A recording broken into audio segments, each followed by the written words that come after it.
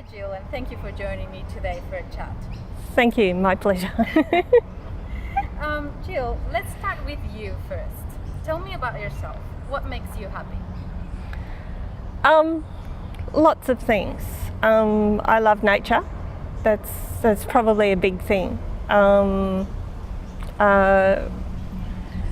Vibrant, positive people, friends, family, people like that.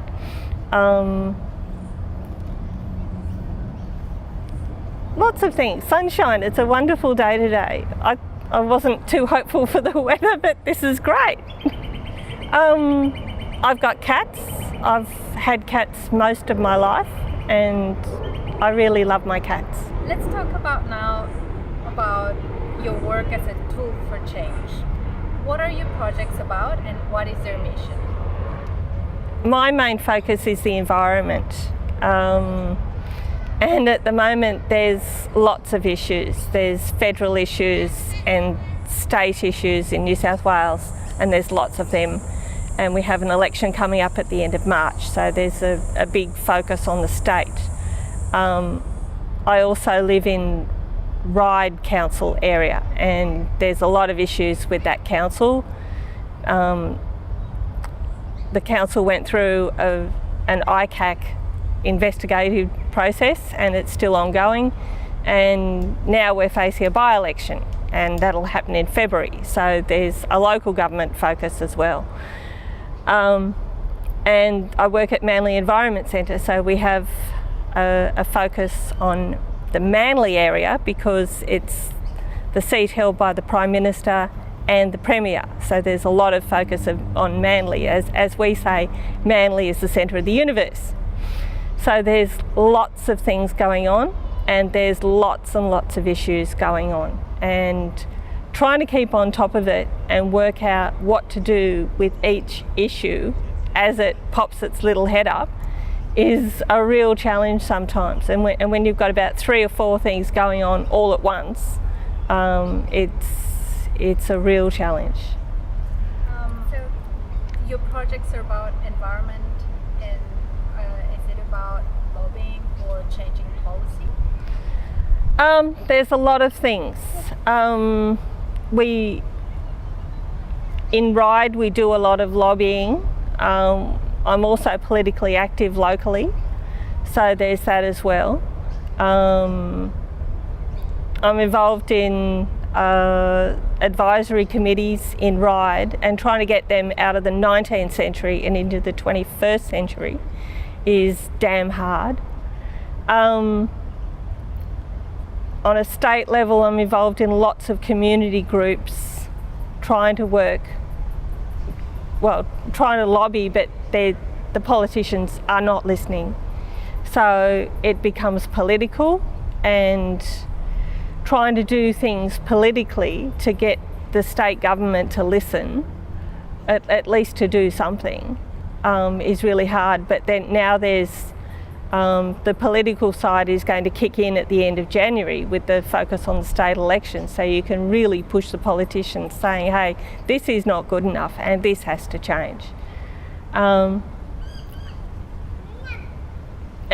federally, when an issue pops up, as I said, Manly is the focus of a lot of issues because of its status, and a campaign comes around and you sort of jump on board, and you either lobby or you get active or you protest or whatever, and there's a lot of things to do around that.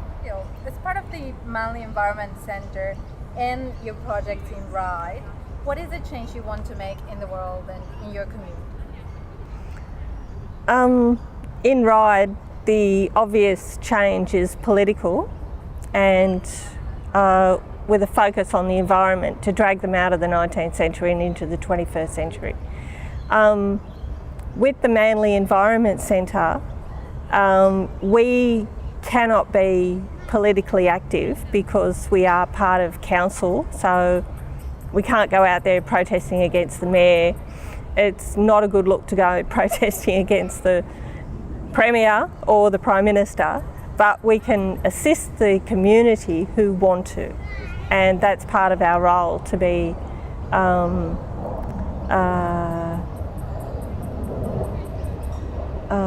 catalysts for the community to help them achieve what they want in their community.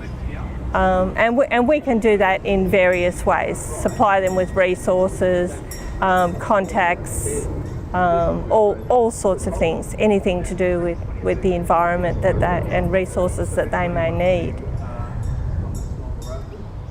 Jill, what is the greatest challenge you have faced so far on working towards that change?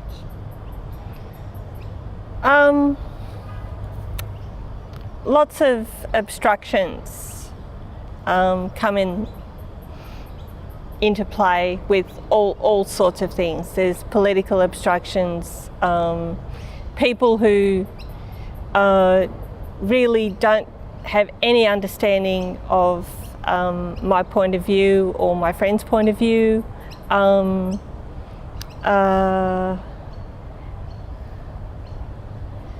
All sorts of challenges administratively, people who absolutely insist on paperwork and insurance and everything else having to be done, whereas other people are quite happy just to let things happen and then worry about things later if something should happen, which of course doesn't. The risk management side of things has just got out of hand in a lot of cases for small local groups. A lot of people in the community are just totally fed up with politics and issues, and if things don't personally affect them or their hip pocket nerve or their family or their house or their friends, they're not interested. If they have a little bit of an understanding of an issue, they might stop and maybe take a leaflet or listen to a certain spiel. But so many people are switched off and apathetic and not interested, and that is a real challenge, especially with Generation X. They don't want to know. Generation Y, it's difficult to reach them. A lot of them are engaged, but a lot of them are on their phones or Facebook or whatever. So reaching them is a challenge. Out on the streets, it can be difficult, but it's not impossible. Another challenge is the rise of these dreadful shopping centres.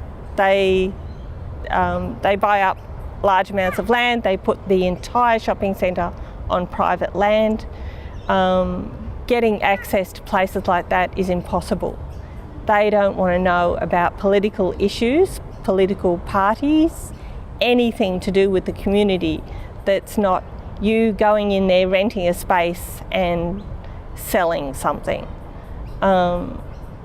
And where I live in Ryde, we've got 2 of them, and it's just, that's where people go and congregate, and trying to reach those people who go there is impossible, but there are other options and we try that.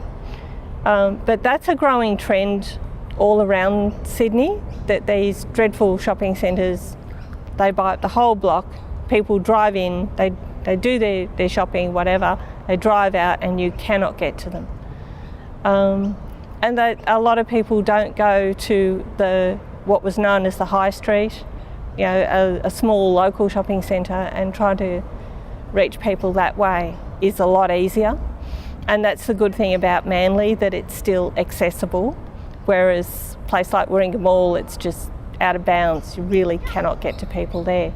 So for the Manly community, at least they've still got access in the Manly CBD area itself, whereas for Warringah people, it's a lot harder. Jill, based on your years of experience, what is the core issue you believe we should be all helping to change? The biggest challenge of our time, without a doubt, is climate change. And a lot of people recognise it's an issue. Some people want to do something about it.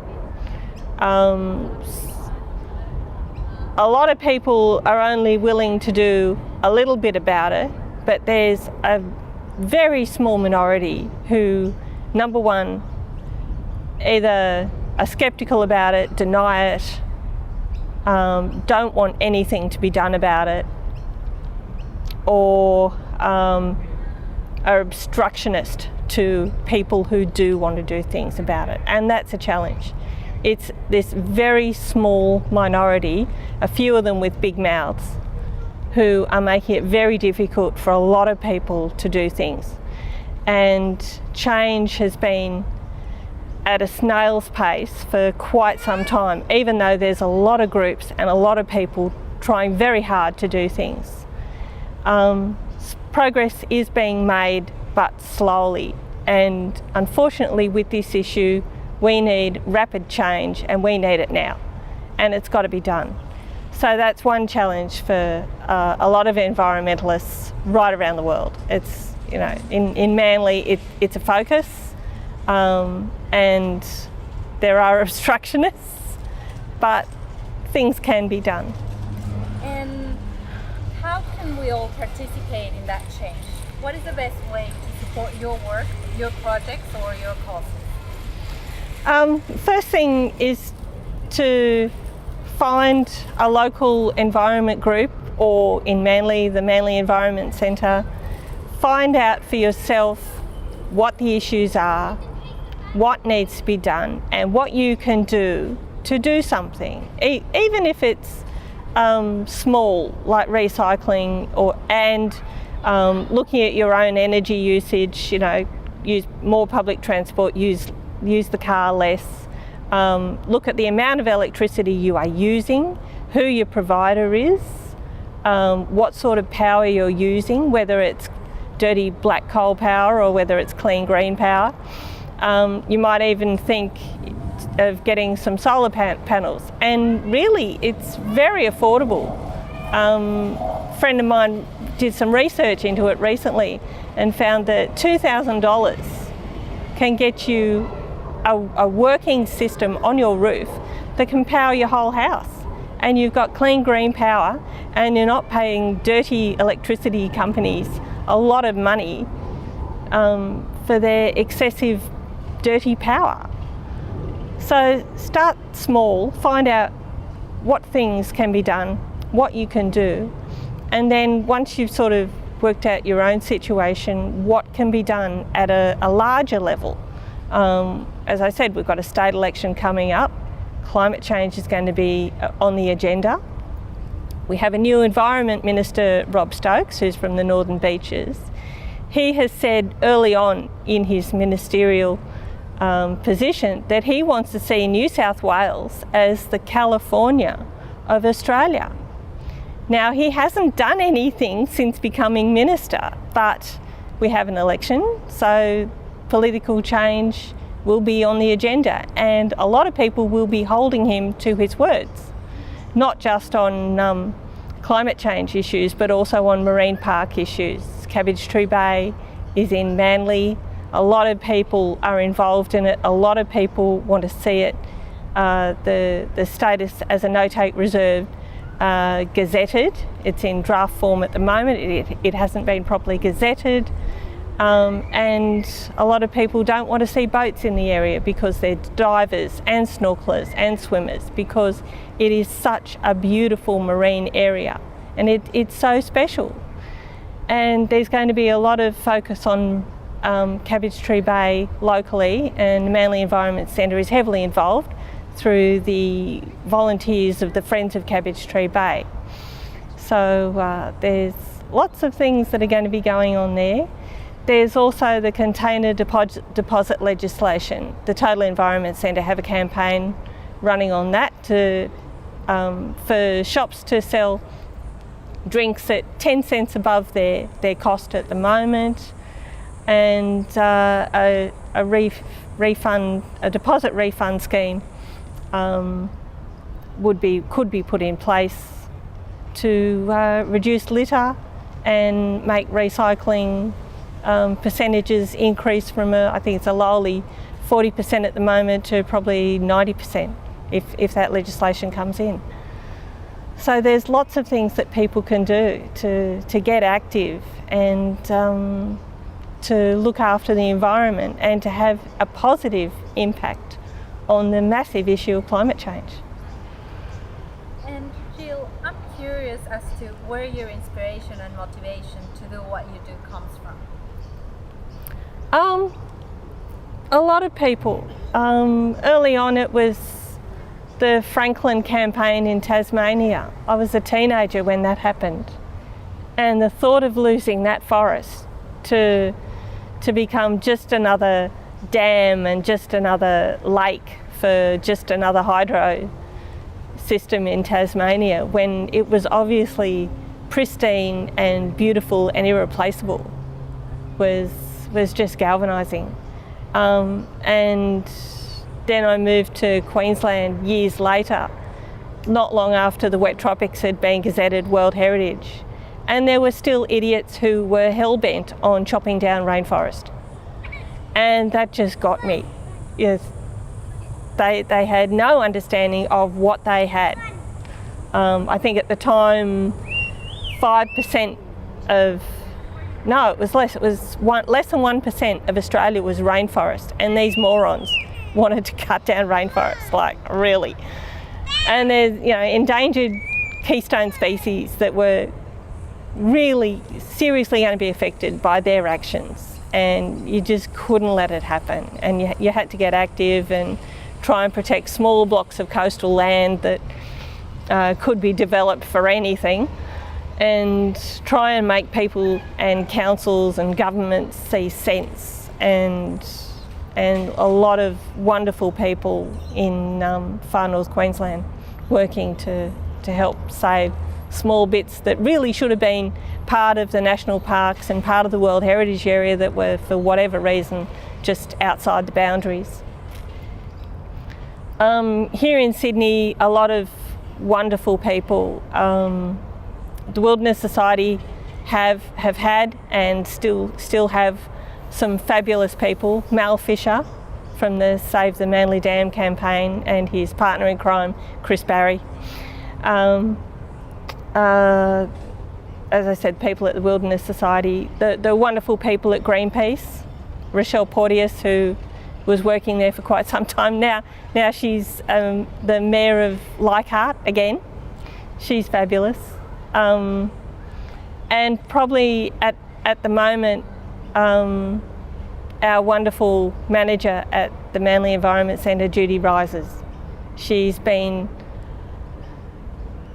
plodding away for 25 years at least to try to make people understand Cabbage Tree Bay, and she's done that very successfully, but over a long period of time, and the final push really needs to be done, and hopefully will be in the next government, to totally protect Cabbage Tree Bay. There's a lot of issues on North Head. A lot of it, the area is protected, but there's still issues with bandicoots and other threatened species. And then there's Angelica with the penguins. Now, if she isn't the biggest inspiration in Manly, in Sydney, looking after those penguins, she's been doing that for nearly 10 years. That's just amazing. And all the wonderful penguin wardens who help her. It's just fabulous. That's beautiful, actually, that you get inspired with all the work. That's lovely. And Jill, what kind of rewards do you get from working as a change maker?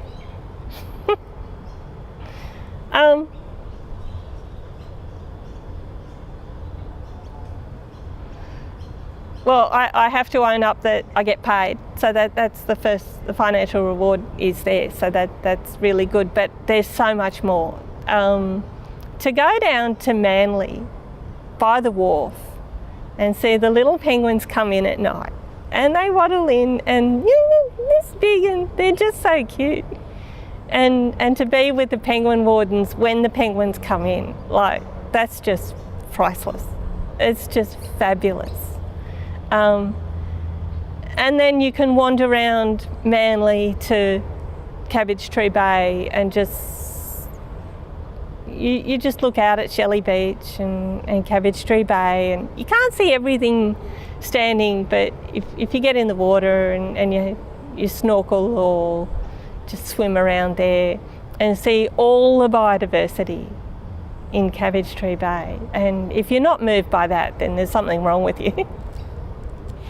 And if you go up on the North Head, you'll see the signs for the bandicoots, and you know they're there. And then in the evening, if you're up at North Head Sanctuary, there's a reasonable chance you'll see one. And they're gorgeous. They're just fabulous. And anyone who's not moved to take a bit of care when you're up at North Head to look out for bandicoots, they're mad if they don't. They're so great. So there's all that. And we're here in the gardens today, and all these wonderful trees, and it's just wonderful. It is great, Jill, to see how you lighten up when you talk about these things. And obviously, it's a true reward. Jill, what are the things you have managed to change that you're most proud of?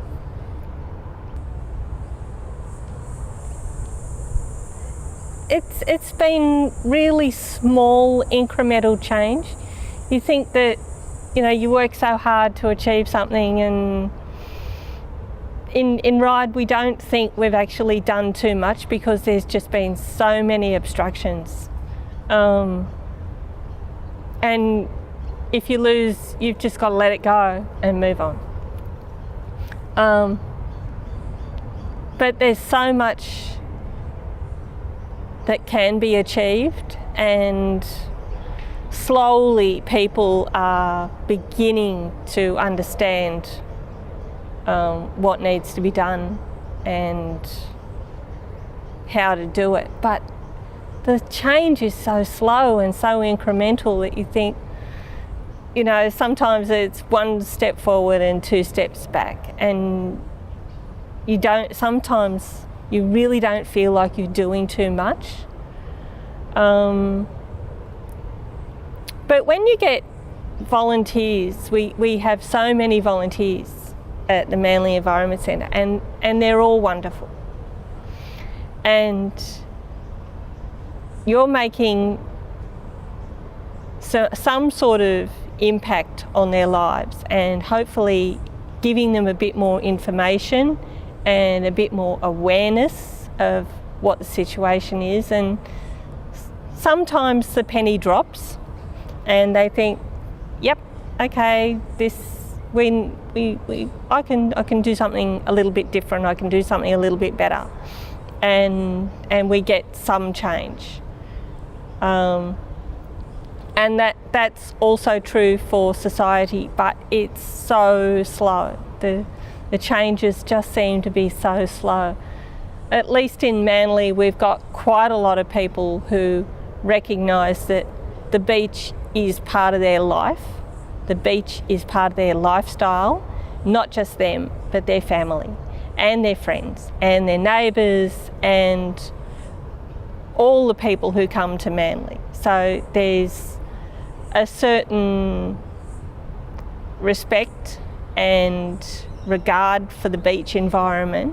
So we've got to work on that and extend it to take in Cabbage Tree Bay and realise that they have to, that's part of it too. You can't just have it's over there and the beach is over here. You take the whole lot into consideration, and people are slowly recognising that. And the penguins are over there, but they're part of the system too. So you don't just go down to the wharf and drink and binge and then try and jump on a penguin. You've got to look after the penguins, and the wardens are there to make sure you look after the penguins. But there's change, but it's so slow. So you would say you're proud of these little changes and these little impacts that Yeah. What kind of support do you have when you face a challenge? Who backs you up? Who's behind the scenes? Well, fortunately, we have Manly Council, and they back us. They may not agree with everything, but we state our case and why, and they understand what we do. And as part of our charter with Manly Council, we can advocate, but we are there for the community, for them to go out and act. And they do. They come to us and say, hey, there's an issue with whatever. Do you know about it? What can we do? Who do we approach? That sort of thing. So in a lot of cases, we are the backup. But Judy Rises can advise and mentor people as to where they should go. So Judy is number one. She is our leading light. There's a lot of other people. Angelica, as I mentioned, she's another leading light. She will not sit by and let bad things happen around her area. She will, when she can, get out and say, right, this is not right, we have to do this. So Manly Environment Centre acts as a resource centre for her and other people. Keela Lamb. Keela started the Manly Food Co-op, which is right behind us at the Manly Environment Centre. And she's another person. She cannot stand people who do not understand sustainable living. And she's another change maker. And we support Keela. She really wants, she doesn't ask for much, but we're there if she ever needs anything. But there's lots of people. Jill, what is the piece of advice you wish you would have gotten when you started your journey as a change maker? Be prepared to be patient.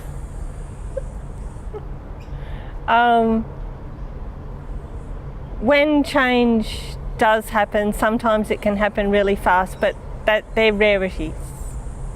Everything is incremental.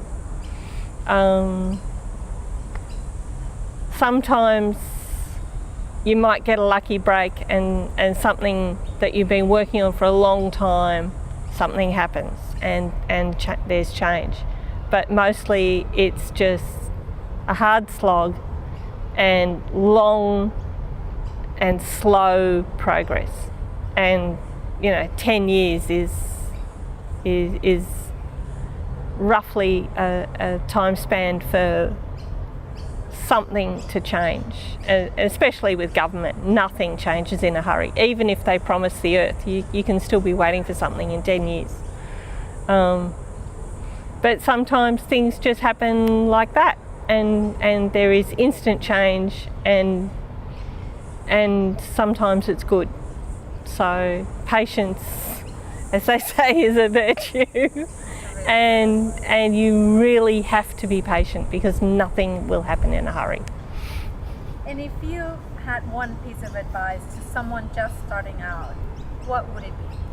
Patience, but also hard work does pay off in the end. You've got to be patient and you work towards a goal, and time frames. You may set a certain time frame, but be prepared to extend it. But good, solid, hard work and good grounding and good foundations will eventually lead to change. A barrier for people wanting to become change makers lies on the difficulty of financially supporting themselves and their projects. What would be your advice? Find an established organisation that you can work with. Number one, they would have to have a paid person, so and that paid person would have qualifications and expertise. but you could work within an organisation that they're comfortable with, and they will have resources and knowledge and access to all sorts of things. So that basic infrastructure is there, and you can do your project or work with their projects to achieve something without personal financial outlay. That's one thing. And also those organisations can apply for government grants and funding, and they would possibly have some sort of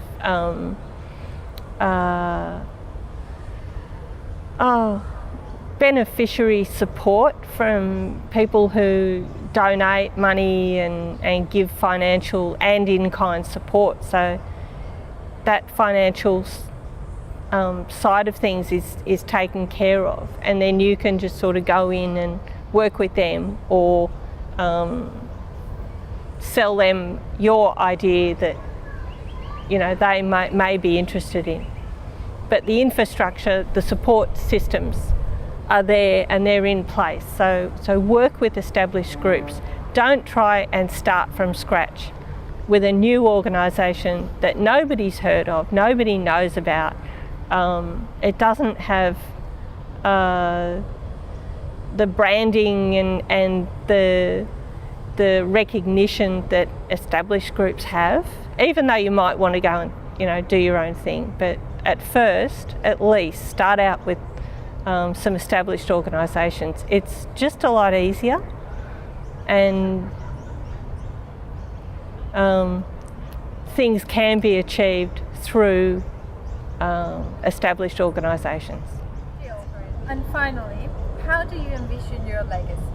That one day, hopefully soon, people will wake up to exactly what these nasty politicians have been doing, and how the future looks, and that they actually have to do something to make it better for themselves. And once we get a realisation by people that we can only live sustainably, and climate change is real, and we have to learn, number one, to live with it, and then to somehow try and stop it and, change it. That's the work of not just me. It's a lot of people, and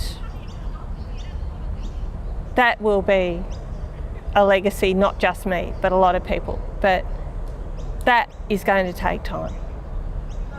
Thank you again for this amazing conversation. That's all right. For your generosity on coming today to the Botanical Gardens, and sharing My pleasure. the insights of your journey with me.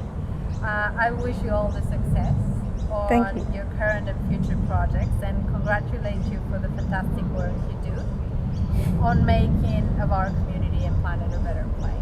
So the world will be so much better if we had more Jills around. Thank you again. It's My pleasure. Thank you very much.